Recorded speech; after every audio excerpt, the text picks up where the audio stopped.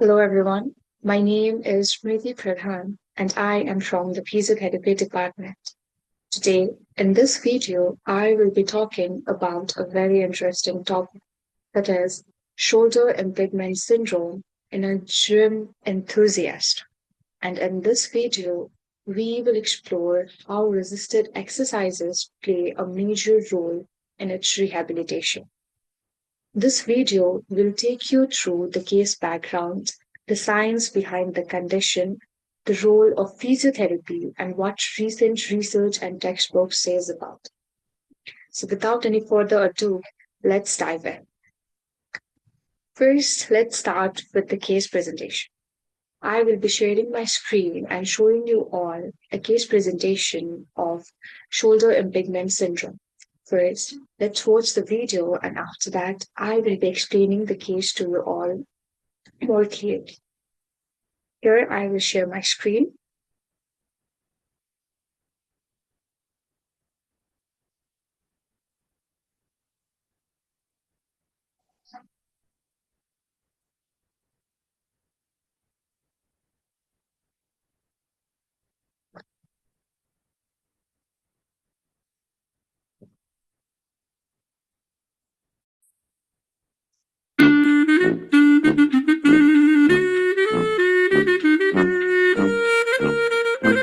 My patient Robert had that exact issue, pain with push-ups and bench press for 2 months. During our evaluation, I found that he had really good shoulder mobility. Stability testing was able to uncover his weak link. His left side, much weaker, especially with these external rotation stability tests in this position and up here like this.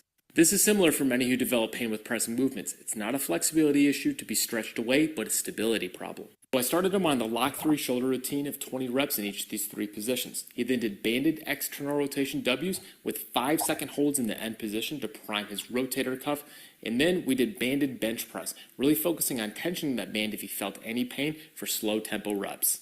The creator I stitched at the beginning recommended this lateral raise hold, which would fit perfect here as well. And after those 3 stability exercises, Robert was able to do pain-free push-ups for the first time in 2 months.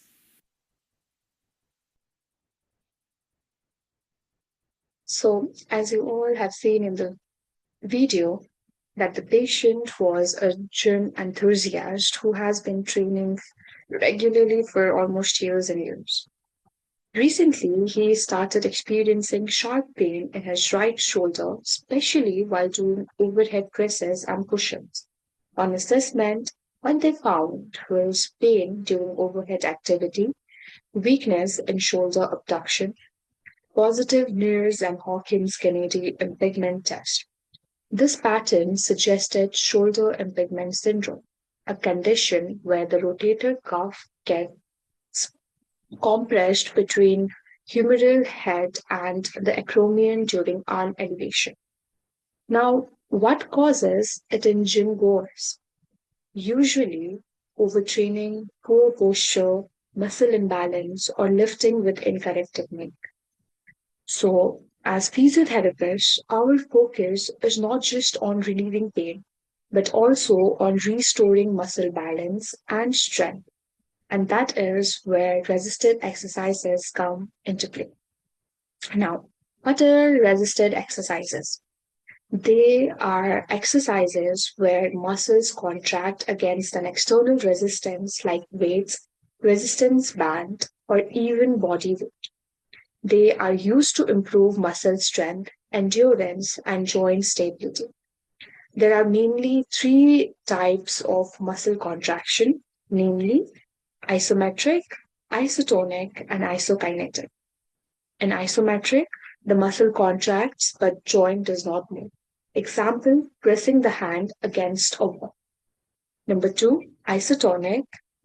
In isotonic contraction, the muscle shortens or lengthens with movement. Example, lifting or lowering weights. Now, isotonic contraction are movement at constant speed, often using machines.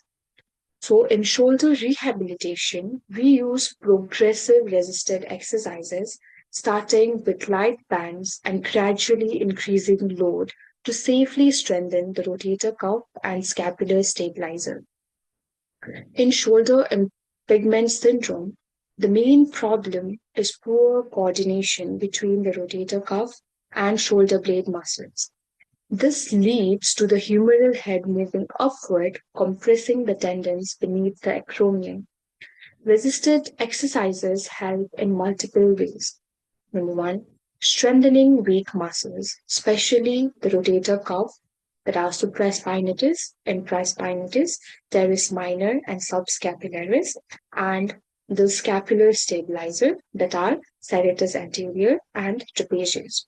Number two, restoring muscle balance by correcting dominance of larger muscles like deltoid and pectoralis. Number three, improving joint mechanics by promoting proper shoulder blade movement during arm elevation. Number four, reducing pain and inflammation through improved circulation and load tolerance. And lastly, number five, preventing recurrence. Once the muscles are strong and balanced, overhead movements become safe again.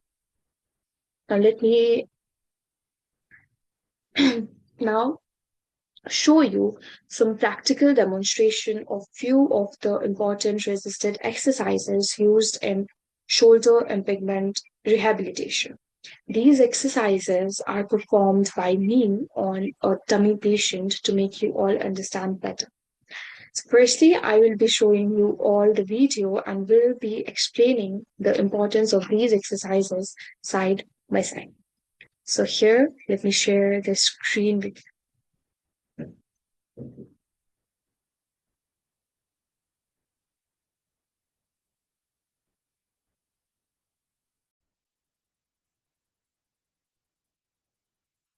Hello everyone. Today I will be demonstrating few important resisted exercises that are commonly prescribed in the shoulder impingement syndrome. These exercises mainly focus on strengthening the rotator cuff and scapular stabilizing muscles that help restore shoulder stability, balance and pain-free movement.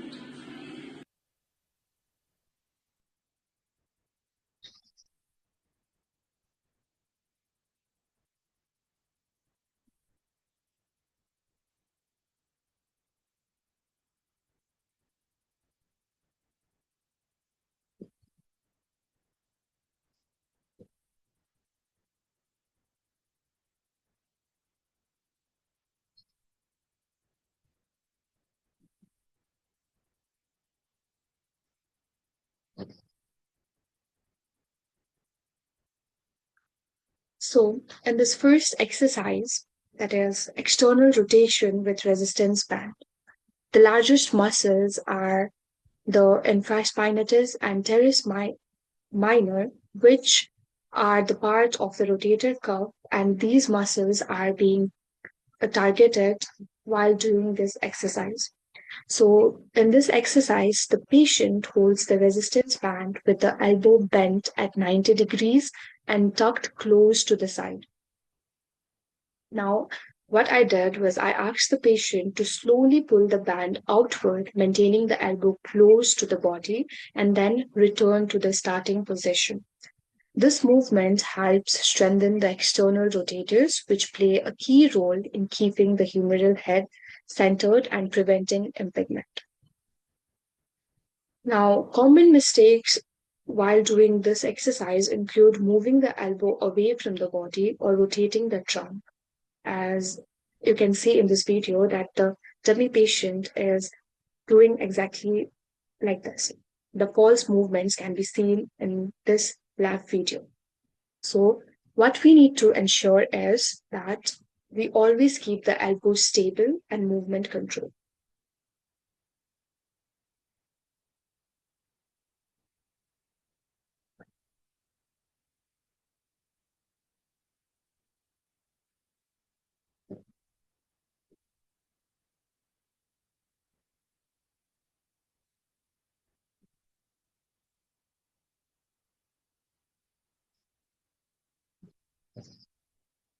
Okay, so the second exercise was scapular retraction.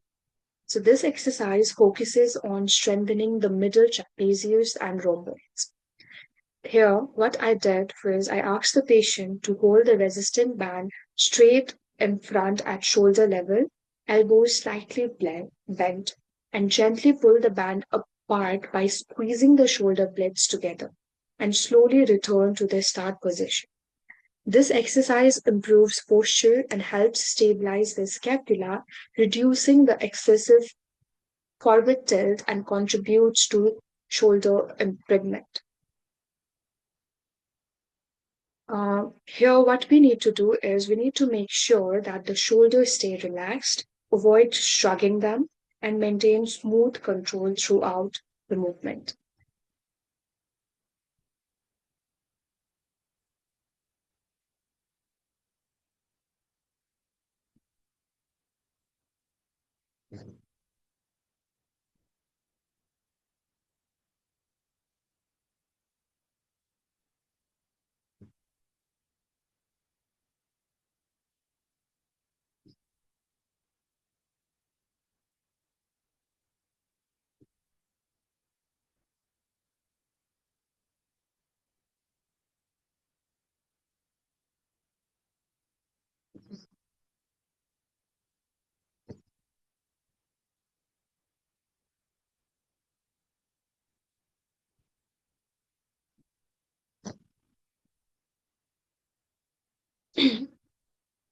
So, in the final exercise is called prone Y and T, which targets the lower trapezius and posterior shoulder muscles.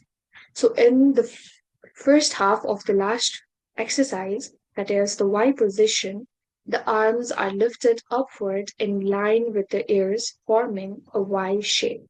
And in the second half of the final exercise, that is the T position, the arms are lifted out to the sides, forming a T. Both are performed slowly against light resistance or body weight, focusing on squeezing the shoulder blades together at the top. These exercises help improve scapular upward rotation and posterior shoulder strength, key components in preventing impingement recurrence. So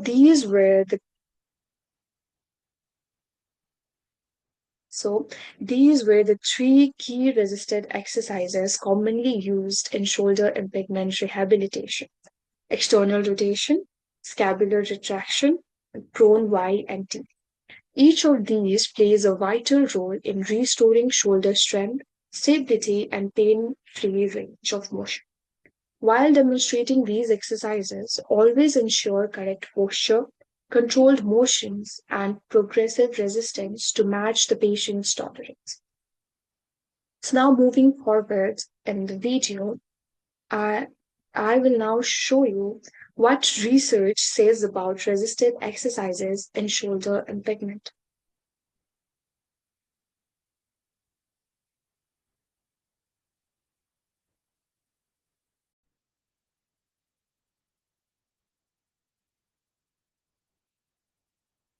So as you all can see here, Coles et al. 2015 in the Journal of Orthopedic and Sports Physical Therapy compared conventional therapy and progressive resisted exercises for shoulder impingement.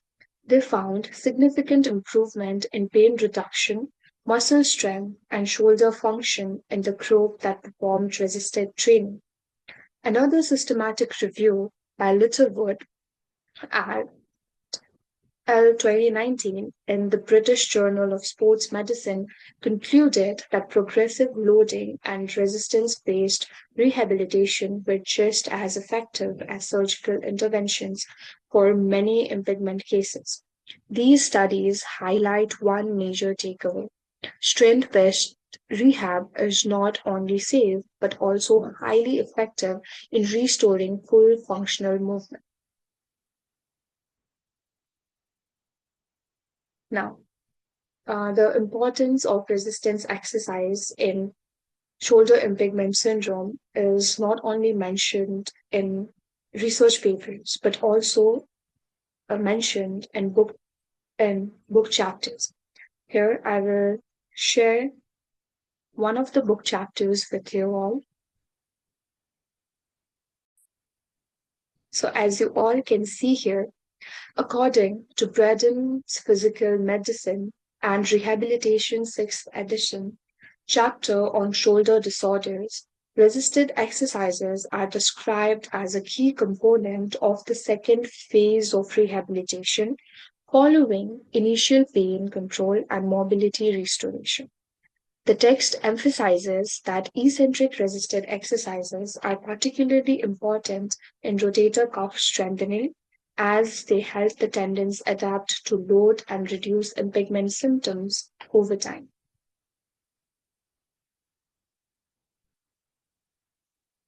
So, to conclude our video, shoulder impingement syndrome is one of the most common problems faced by gym enthusiasts.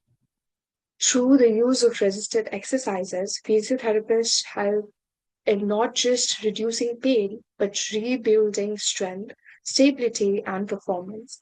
With growing research and evidence, resistance based rehabilitation is now considered a gold standard for managing shoulder impingement, safe, scientific, and sustainable.